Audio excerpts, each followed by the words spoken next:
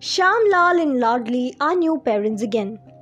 The family received the good news on March 24 when Ladli gave birth to a girl child amid the lockdown. Though it was a happy news for the family as Ladli gave birth for the second time, she had to undergo a traumatic experience before childbirth. She got stuck in Uttar Pradesh where she was working as a construction laborer. Government hospitals where she used to go regularly denied her treatment. With labor pain aggravating, she had to knock on the doors of private hospitals and request them to treat her for rupees 10,000 as she didn't have enough money. Fortunately, the hospital staff agreed and the delivery was fine. On the same night, she traveled 500 kilometers on a truck with other migrant workers to reach her hometown in Panna, Madhya Pradesh. Since lockdown, migrant women are among the worst hit. Several of them are taking to long distance travel on foot without food, water or toilet facilities. They're carrying their children too, sometimes even going into labor and delivering on the way. In worst cases, they end up losing their newborns. Bindia, who gave birth in Haryana after walking for 100 kilometers in the past 1 week, would have never imagined that she would perform her baby's last rites very soon. There were reports of women delivering on Shramik trains too. 2 migrant women travelling to Odisha in separate trains gave birth to 2 healthy infants on May 24.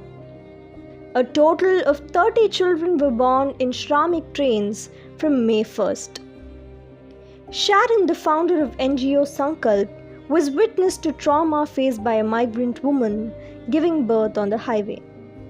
The pregnant lady gave birth to a child with help of her fellow travelers. Took out their saris and they put a curtain type of thing around her. Then 1 or 2 among them only had that lady with childbirth. They were there for 2 hours, took care of the child, and to your surprise, nobody turned up. No medical facility was given to her, and the lady walked again after 2 hours to reach her home back. At least in my 2 months that I have helped these people, I have not been able to have seen even one doctor giving first aid to these people. So pregnant women or in ladies in general are finding it very, very difficult. It's literally torturing. Pregnant migrants are risking their own lives and that of their offsprings. When they expose themselves to extreme conditions like heat and rain while undertaking laborious walks, the pregnancy risks increase. Unsafe deliveries on roads also expose both the mother and the child to a lot of infections. They have to take care of themselves and they have to feed the baby.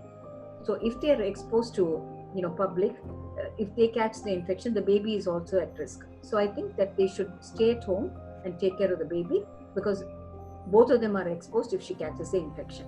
See, vitamins are meant to, first, they give immunity. Number 2 is the quality of the iron, calcium, everything is important to improve the quality of milk. The mother has to be healthy. Only then the quality of milk is also better.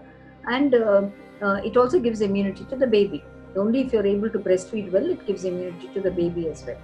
For those who have not followed this, they sit for a long time and then it's a prolonged sitting and then they complain of backache, they feel very tired, exhausted, and they don't have enough sleep. So that compounded, they really feel the loss of energy and they feel they've lost everything. With several constraints, how will women take care of their menstrual health? With no proper access to toilets, adolescent girls and women traveling often seek unhygienic alternatives. As a result, they end up getting urinary and vaginal infections. At a later stage, they might end up having to remove reproductive tracts or even get cervical cancer. Lack of access to pads when women bleed is another major obstacle. As sanitary pads are essential, women cannot do without them. They have to be available for free in rehabilitation centers. Activists suggest that they can be given at lower prices in PDS centers too. The rehabilitation camps also need to have hygienic washrooms. But lack of proper infrastructure always poses a major challenge. "We want to go back" is an often heard statement from migrants. With the operation start of Shramik trains to different parts of the country, around 37 lakh migrants have managed to leave since May 1st, according to reports.